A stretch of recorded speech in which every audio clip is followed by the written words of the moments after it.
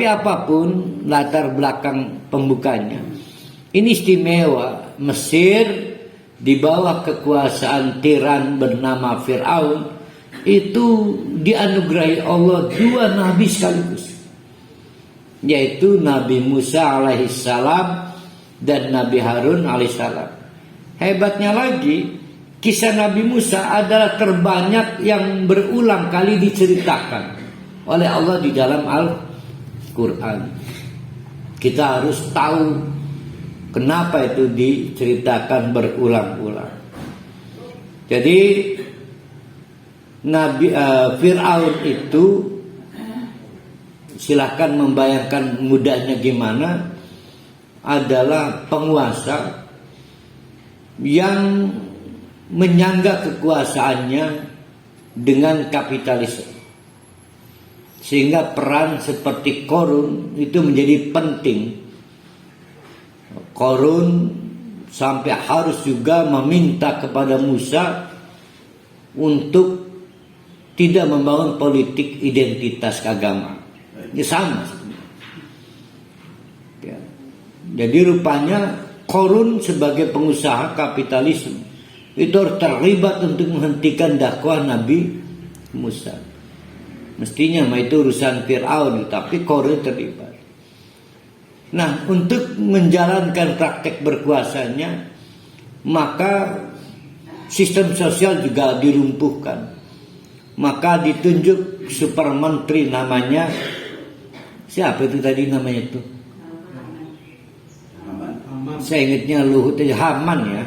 Haman. Saya ingatnya kalau super menteri ingatnya Pak Luhut, padahal Haman.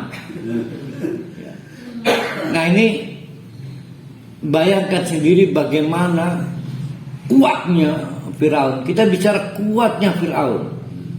Ya, ada celah untuk bisa meruntuhkan Firaun, nggak ada. Tapi Nabi Musa datang seorang diri, dan andai kata ditemani itu oleh Nabi Harun. Dalam perjalanan dakwah yang tadi sempat kita bahas, akhirnya suksesnya Nabi Musa itu dakwahnya diamini oleh anak-anak muda. Kalangan tua memilih untuk status quo, berasa aman dan nyaman melalui kekuasaan Fir'aun itu. Tapi akhirnya apa yang terjadi?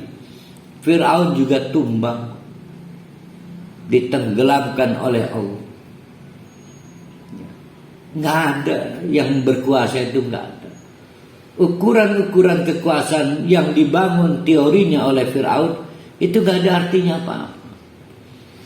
Nah, saya ayat ini tidak mengingatkan kepada siapapun yang mirip Fir'aun, bukan. Tapi membangkitkan orang yang menapak tilas jalan Nabi Musa. Jangan kecil hati. Nabi Musa bisa menumbangkan Fir'aun. Ya. Jadi kalau cuma penguasa sekarang, nggak ada apa-apanya. Nggak ada apa-apa.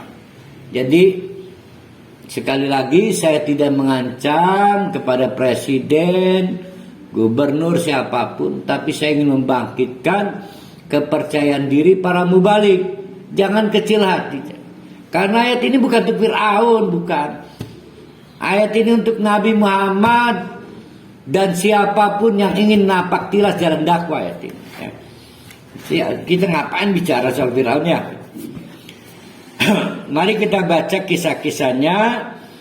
Summa ba'asna min ba'dihim, kemudian setelah mereka itu semua, kami juga utus Musa wa Harun, Nabi Musa dan Nabi Harun istimewa, diutus ila Fir'auna wa malaihi, kepada Fir'aun dan para pembesarnya.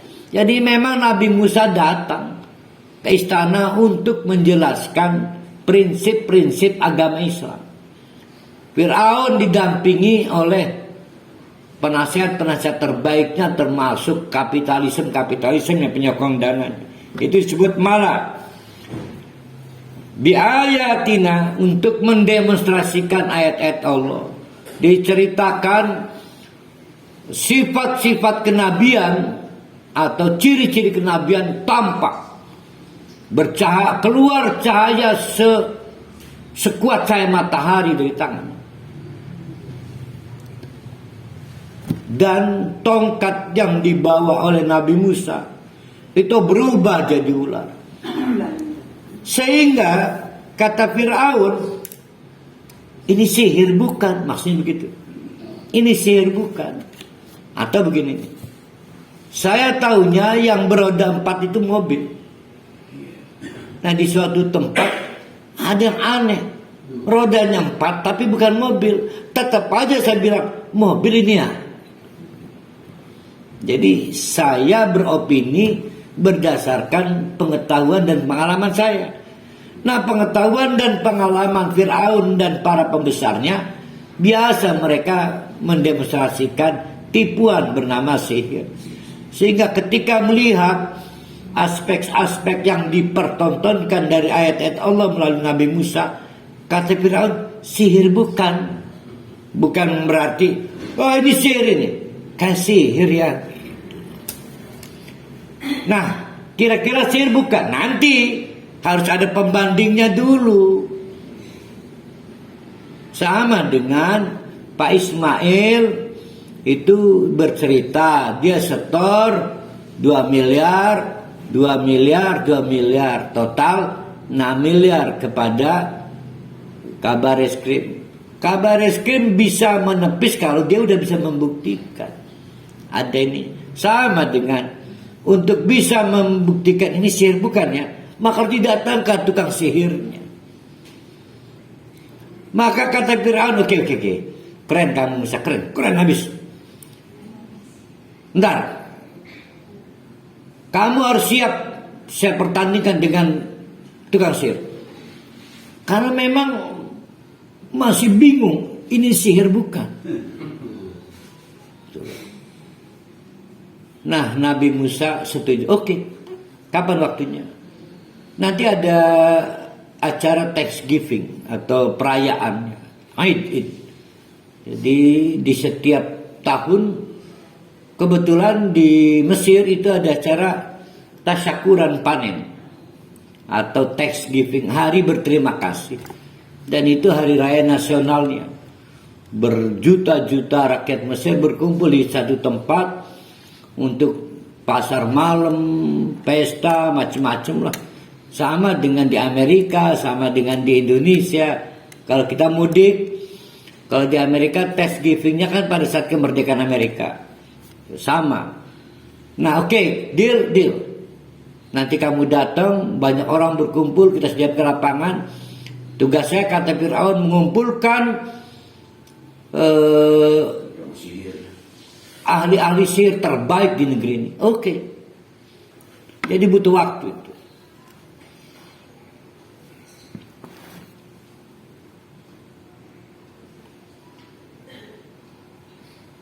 Begitu Nabi Musa didampingi Fir'aun, didampingi Harun, memperlihatkan ayat-ayat Allah, fastakbaru wa kanu qauman mujrimin. Fastakbaru, maka timbullah kesombongan Fir'aun. Kesombongan selalu saja berisi 2 variabel.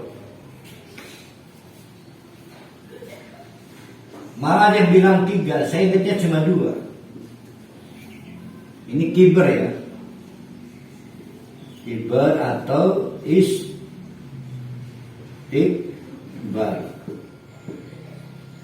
Yang pertama,